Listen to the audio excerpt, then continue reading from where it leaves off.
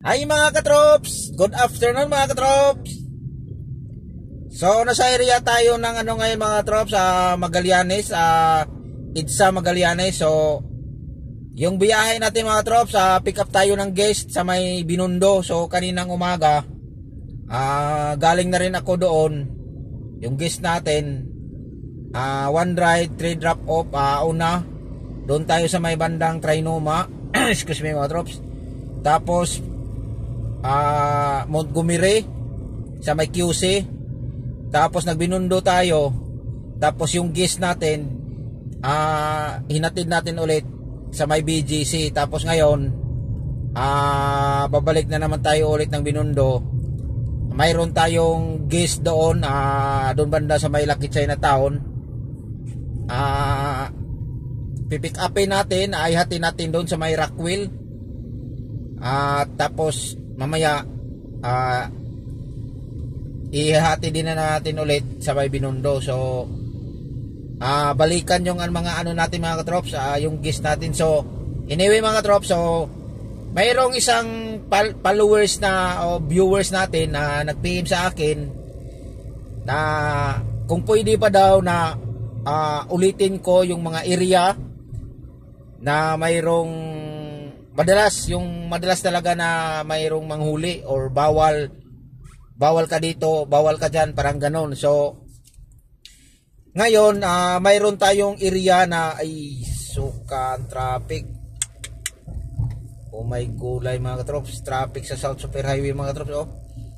Dapat nagpasayron na lang ako kanina dito mga katrops. Minsan dito mga katrops, unahin natin usapan natin mga katrops. Dito mga trops, minsan ang traffic dito mga trops, dito lang hanggang doon sa may Bundia. So pag akyat mo doon, medyo maluwag na. So ngayon, time check natin 3:36. So ayan mga trops. So traffic na mga trops. So anyways mga trops, so balikan natin yung viewers natin na nag-PM sa atin. Sabi niya sa akin na kung pwede ba daw, kung sakaling makadaan ako ulit ng mga yung madalas talaga na mayroong magbantay o mayroong manghuli na bawal talaga doon na area. So kung pwede ba daw mabidyohan. So ito, gagawin natin to para to sa viewers natin. So ang gagawin natin ito,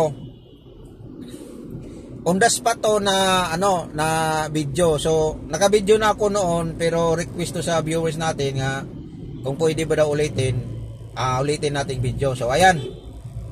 So lahat naman talaga mga katrops na na mayroon talagang magbantay. So siguro nakadaan lang naman tayo doon na walang nagta-traffic. So lahat naman so bawal. Pero mas maganda talaga yung makikita nyo yung area at saka mapanood nitong video na to na doon pala na area. Dapat pipisto ka sa kanan, pag lumiritso ka pipisto ka sa kaliwa, pag lumiko ka, para bang ganon. So mayroon kasing area dito mga trops, lalo na pag dito papunta ka na doon sa may Maynila. So kahit dyan sa may kanto ng Quirino, galing tayo dito sa Super Highway, mayroon ding manghuli dyan. At saka dito sa may bandang San Andres, yung stoplight diyan. Pag galing ka sa Makati, tapos bigla kang liliko pag dito ka na sa may Super Highway. Yung iba naman, di kasi pares mga trops yung iba naman kasing nagta-traffic, pagbigyan kanila, palikuin kanila, kunyari galing ka sa Makati, tapos dito ka na napunta sa Super Highway, liliko ka na, papunta ka ng Quirino. Yung iba pagbigyan ka. Yung iba naman, titingnan lang ka lang nila kung tutuloy ka ba o hindi. Kung tutuloy ka, yung iba huliin. Kung hindi ka naman tutuloy, kakawayin ka nila, padidiretsuhin ka. Kaya hindi mo maintindihan din yung iba mga katrops. So ang mas maganda mga trops, so hintayin na lang yung sign nila kung padiretsuhin ka ba o hindi. Madalas kasi tayo, o kahit ako naman driver, pag pwedeng lumiko talaga ako kasi wala namang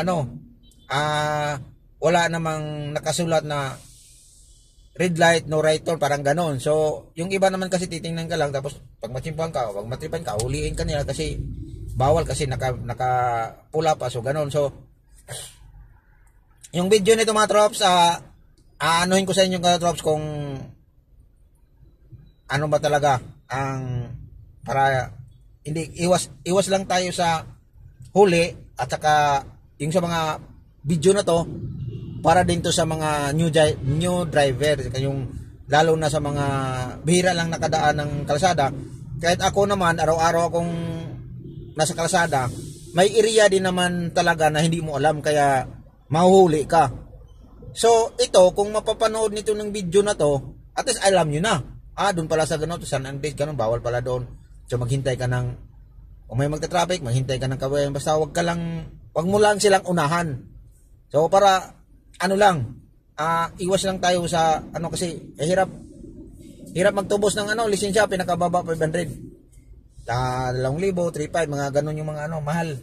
Kaya yun, so pabor to sa mga nakakapanood, lalo na sa mga bagong driver, bihira lang yung mga first time pa nakadaan ng lugar na hindi pa nila kabisado.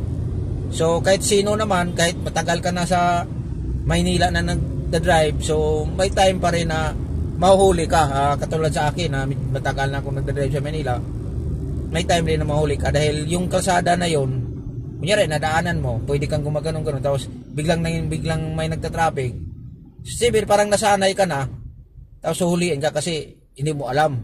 So ngayon, ang mas magandang gawin, kung wala mag-traffic, tumuloy ka, pero kung mayroon, hintayin mo sila yan na lang siguro. Kasi ganon yung madalas nangyayari.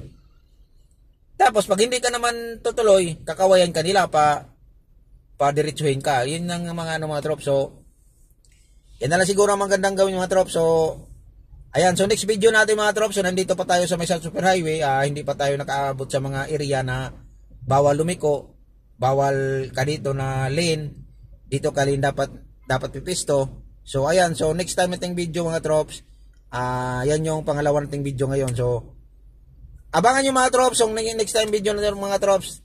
Bye bye mga trops.